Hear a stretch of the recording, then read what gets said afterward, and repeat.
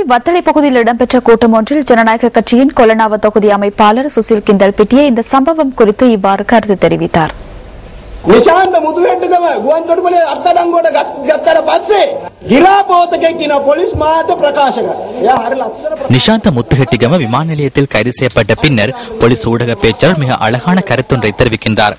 நாங்கள் நிஷாந்த முத்துகெட்டிகமவை விமான நிலையத்தை வைத்து கைது செய்துள்ளோம். எமது நாட்டில் சட்டம் நடைமுறைப்படுத்தப்படுகின்றது என்பது இதனூடாக தெரிகின்றது. அவர் நாட்டை விட்டு வெளியேறும் பொழுது அவரை கைது செய்ய முடியாதா? அவர் செல்லும் பொழுது சட்டம் நடைமுறைப்படுத்தப்படவில்லை. அப்போது சிறிய நாடகம் ஒன்றை போலீசார் ராஜபக்சுடன் இணைந்து மேடையேற்றியுள்ளனர்.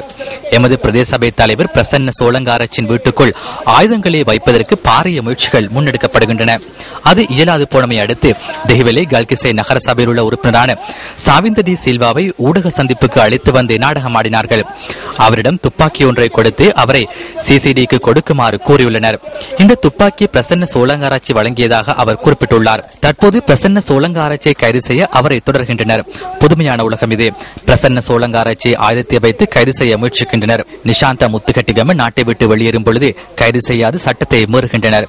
சிறு நாடகங்களை அரங்கேற்றி கைது செய்ய முயற்சிக்கின்றனர். இவை அனைத்தும் நாடகமே.